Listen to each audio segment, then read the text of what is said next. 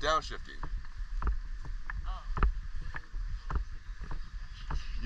When you were braking, you were actually doing a really good blip to get it down into gear. But you were not heel towing. But you were still blipping to get down into the gear, which is really good. And Ernie wasn't doing that. So we're like, this is what you want to do, Ernie, if you don't want to try to learn heel towing, is you have to do this. Which is what you were doing. You were the example of what to do. This is where I hit the oil yesterday, where I first encountered it. And I thought, I mean, oil in the rain. Yes. I thought I broke something or pulled a bead or something fell apart, but I went too off on the outside here. The guy behind me went way out in the dirt. Yeah. But somebody oiled down the whole track yesterday. Yeah, one of those fresh ones on the left are you. Wait, what? One of the skid marks on the left side are you. Yeah, yeah. But you're not the only one that went out there.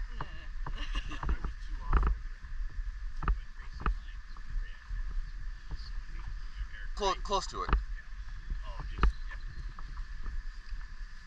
So I usually leave myself a little bit of room that if I mess up over the crest, that the car can go wide, and I'm not dropping too off into this stuff, because the transition off the curbing there is not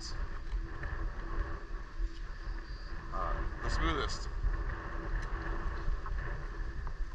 Those aren't my pieces. They're somebody's though. Somebody wants this. Ooh, that one's probably very noticeable. Who's that in? That is.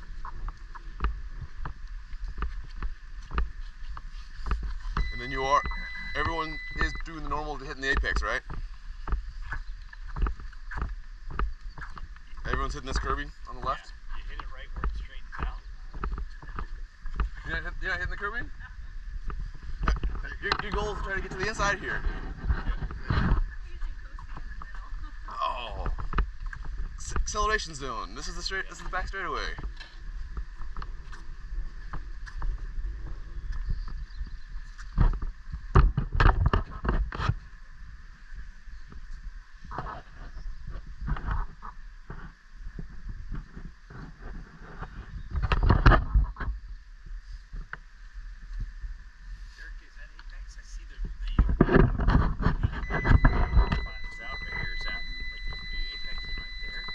A lot of people are trying to drive there, yes, because you're trying to make this as straight as possible. Yeah.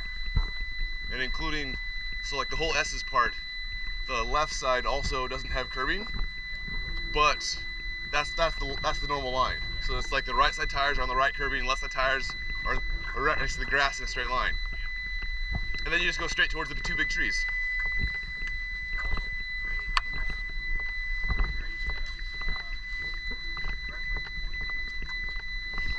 And it won't really help you with a braking spot, but at least it puts you on the track where you can't really see.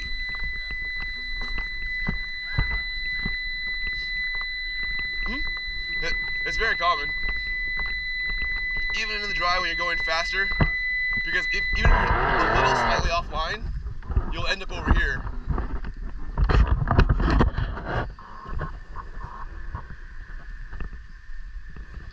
As long as you know that you're trying to straight line the rest of it.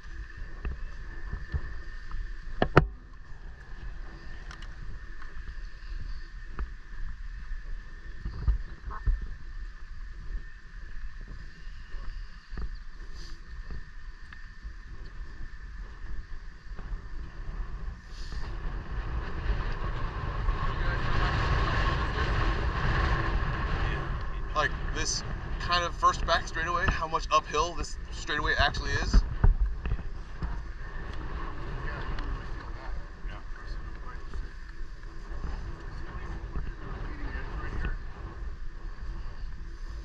You can bend wheels. Yeah. I've done it. Yeah. $250. Oh, oh.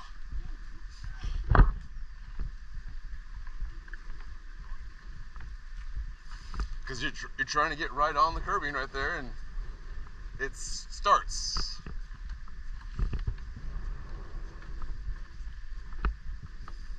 So some of the stuff I talk about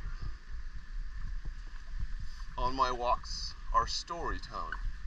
So like, if there's two friends, I encourage them to tell stories of each other, some entertaining stories, maybe some jaw-jacking, whatever. It's not always the case, but sometimes. So if you have any stories you want to share,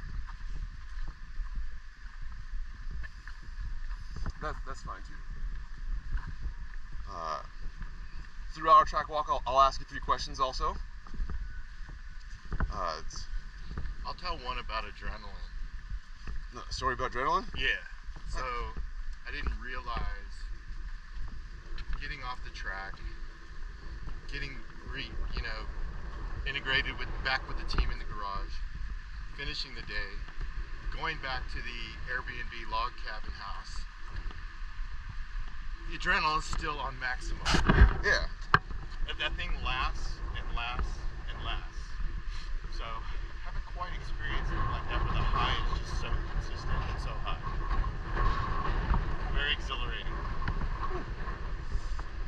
Very nice. So usually the first question I usually ask is your first memory of motorsports. Like as a kid, as a teenager, as a 50-year-old person, as a 70-year-old person, what's your first memory of motorsports? On TV, street racing, whatever it was. Since you mentioned 70, we should probably start with Steve. Yeah. Take it away, Steve. So, what I tell people about motorsports is that it is something that I have wanted to do for as long as I can remember wanting to do anything. And I was 2 when I got the first little plastic race car racetrack toy. Yeah. My grandfather was nuts. He used to fly airplanes. He did wind walking and air shows. That's how he earned his living back in the early 1900s. So my grandparents took me to an oval track in Trenton, New Jersey. The first time I ever saw a car race live. And I was in heaven. We were watching cars spin in the high banking, and I didn't know who was winning and who was losing, and I didn't know anything about where people were, But the excitement. the excitement for me was just I wanted to do it for as long as I can remember. I couldn't get into motorsports until I was 18 and I could sign my own waiver because my parents were going to have nothing to do with me being on anything that had an engine attached.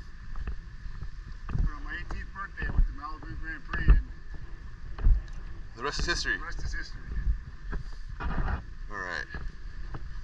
Who's next?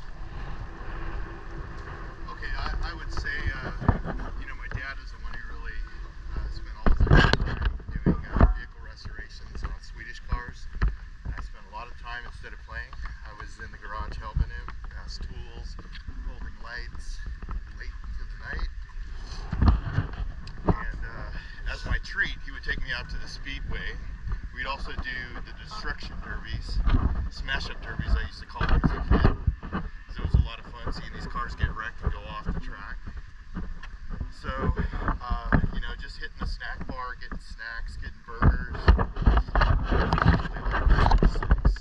So this brings the whole memory like back full circle, and it's just a really cool connection to everything. Yeah. Eric, you were saying there's 2 different ways I think you said there's multiple ways to take this. With any long duration turn, Yeah. there's always options to do it. Yeah. For me, my personal driving style, most of them, I tend to do the white line fever, so just hug the inside as long as possible. Don't actually try to apex, just make the turn short as possible. Yeah. If you come in with a lot of steam, and you can like double apex or diamond it, you end up really close to this curbing on the outside, because this is just longer than a 180-degree turn. So you end up waiting way out here by the curbing, and like just waiting and waiting and waiting to make your actual turn in for the second half of the turn. That's somebody on the inside of the road. Well, at least they could show up on the inside of you. Then you have to agree to share the track on the exit. So then you're too wide. As a qualifying line, and there's nobody trying to make a pass on you, a double apex or a diamond style turn probably is a little faster, only because you can charge the entry a lot, and then you can straight line the exit.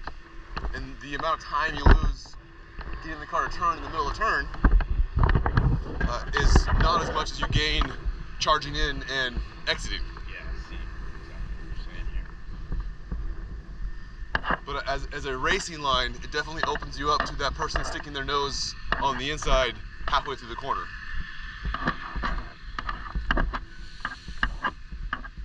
A couple years ago, I was helping the safety team out here, and I was actually with the safety team on a disabled car on the outside of the track.